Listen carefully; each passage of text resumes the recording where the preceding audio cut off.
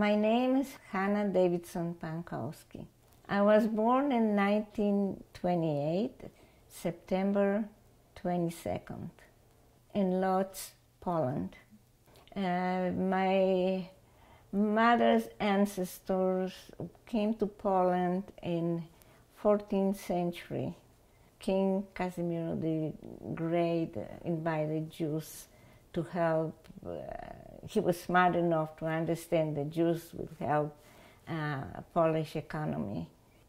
To just have slightly idea of how destructions, how horrified destructions of Jews in Poland and Lodz before the war. The Jewish population was 250,000 Jews. They prospered. They have a theater in schools, and it was cradle of Jewish culture. When we came to Lodz in 2004, invited by the mayor of Lodz for commemorating liquidation of Lodz ghetto, it was only 250 person present. So the magnitude of destructions. My parents, my mother was prominent artist. My father was successful businessman and philosopher and scholar. My childhood was a very happy childhood. My less happy day of my childhood was right before the war, when we were in the day camp and enjoying the vacations, and we were told that with the children pack our stuff, we have to return to Lodz. When I left this camp, where the door to the bus closed, on the way back to Lodz, we left behind our happy childhood, because during the war they are not children. The children grow very fast. And when the war started, I was 10 years old. We finally came to Lodz. The war started a few days later. Germany invaded Poland. Right before the German soldiers entered the Lodz, my father and my brother, like other men, left the Lodz, and my mother and myself, we were left behind. And we didn't hear from them for longest time. Right from the beginning, the atrocities started. The first of my recollection is when the first troop entered the Lodz, and we were forced to throw the flowers on them to welcome the German soldiers. And of course we had to do it, because behind our back was soldiers with bayonets. We were giving the flowers, and they told throw to the soldiers. And who didn't want to do was facing the death, stick with the bayonets in the back. So we throw the flowers. And it was done with propaganda reason. They say, you see, the Jews welcome us here.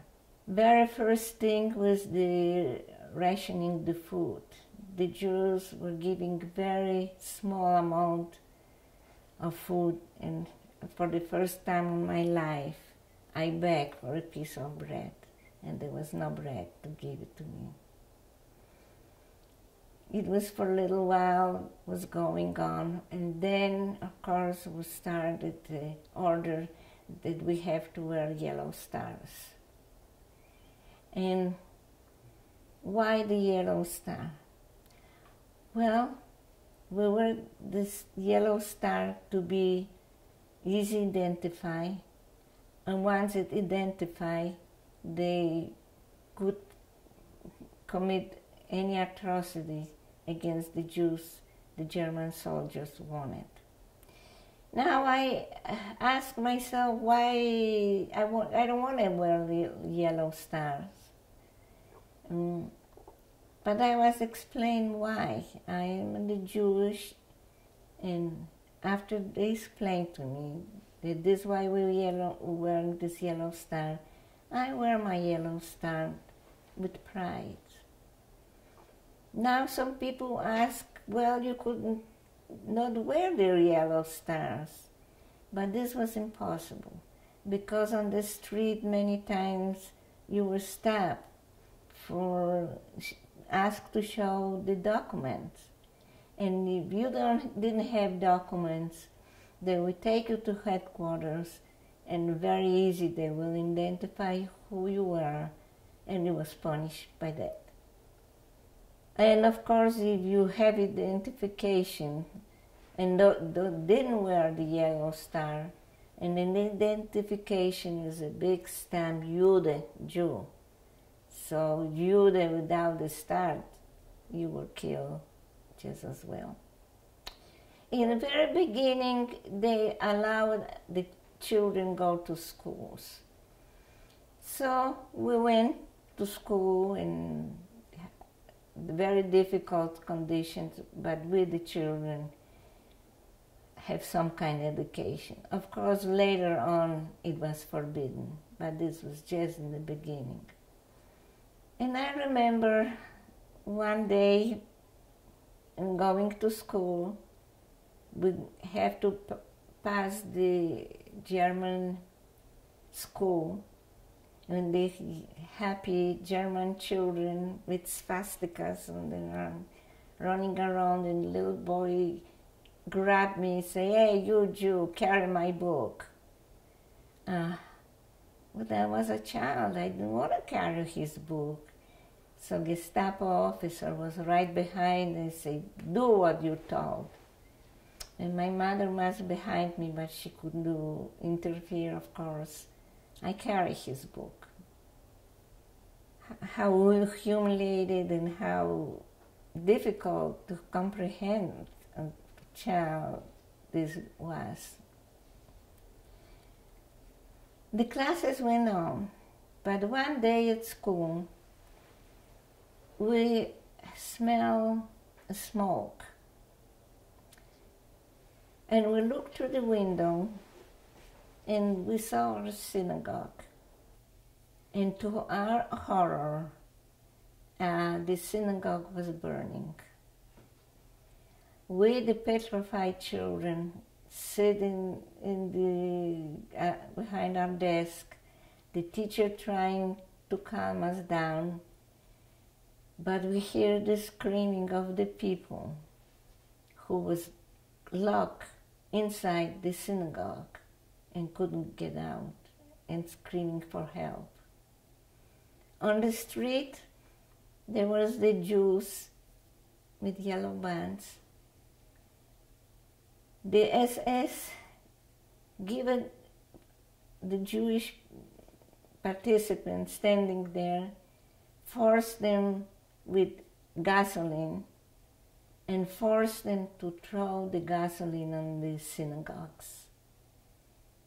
Who will refuse to do it was shot on the spot. Meantime, they were taking pictures, again, with propaganda reasons, showing to words, we did do nothing. And this is the Jews who burned their own synagogue. After a little while, the other orders came. The Jews was evicted from their homes, giving 10 minutes to leave the house. I was cold and hungry, and I was walking from school with my little friend. It was already dark, and I knew that I have to hurry to be home. And I told her, you know what? I don't understand why we cannot cross the street. We cross the street all our life. So I decided I'm going to cross the street. With no sooner I start crossing the street, I heard my little friend calling me, Hanna, Hanna, come back, Germans. And to my horror, I saw two SS officers screaming, Jew, Jew is crossing the street. They took the machine guns and started shooting. And what they were shooting at, they shoot a little girl going home from school. How I run, I don't know. How I escaped the bullet, I don't know. Maybe because I was so small, I ran so fast, or maybe it was my destiny that somebody has to survive. Well, I survived, but I have another little friend.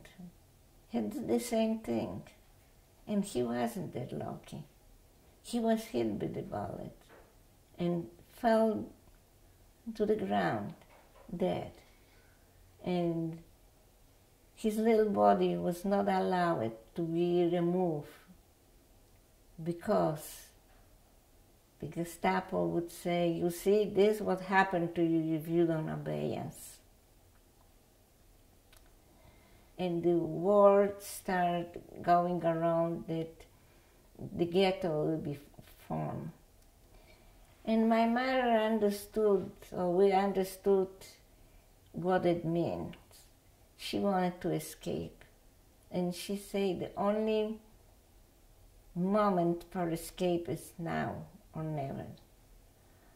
My family, her sister, and relatives told her, you can do it. You're going to the certain death. You have just 1% of chance to survive. If you want to die, go ahead, but you have no right to take the child with him. And my mother said, whatever happened to me will happen to her. Just now, I understand how heroic decision it was to dare to go practically to the wolf mouth alone with little child. I remember we left the house just like as we stood. We left everything behind us. I don't know how she arranged this. Now I wish I would ask her more about it, but I didn't. She arranged some truck with drivers to take us to the Russian border. Poland at that time was divided between Russia and Germany. Russia did a pact of no aggression with Germany for the time being, of course, and divided the line between Russian and German with a river book. My mother's goal was to somehow reach this river and cross to the Russian zone. And the trip was unbelievably dangerous. We were stopped on the way. We supposedly go as a wife and child of the driver going to the village to visit his relative in some Polish village. We were stopped, checkpoint in one point, and would take us to search us. And I was separate from my mother. And now I can think how horrified must be my mother.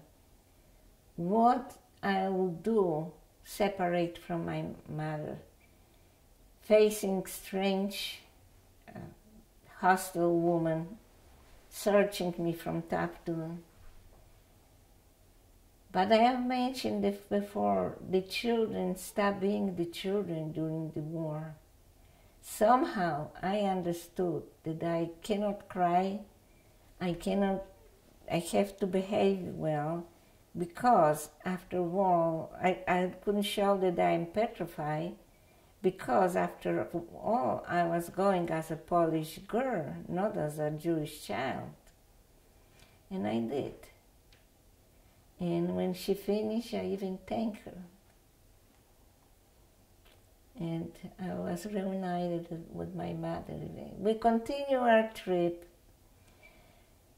They let us go for, it was Polish papers, so, and my look and my Polish language was perfect, so they accept us as a Polish. We continue with the truck till we reach not too far from the river. But it was in the deep forest with snow, cold winter at night. And the driver said, okay, you are. He turned around and left my mother and myself alone in this forest by the river. At that moment, we heard the dogs barking and the searching lights. But the Germans knew that some Jews would like to cross the borders to escape to Russia, and they didn't want that. So they sent the dogs and searching lights. I remember my mother just grabbed me and threw me to the snow, and we cover ourselves with snow, and she just said, don't move, stay still, and don't make any noise. And for some miracles, the dog lost our scent of us. I don't know how long we lay down in the snow, but we hear that the dogs barking were getting away, and searching light faded. So we finally dare to get up. We found some boat, two drunken men rowing the boat, and somehow my mother, how she did it, I don't know, arranged that they would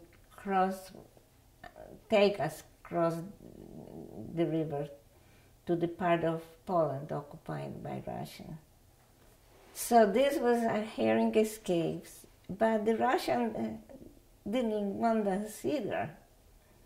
So we have to hide in the village because Russian patrolling and if they would find us, they would throw us back to the German borders, and this will be our end of us. Well, again, we were lucky on our destiny to us to survive.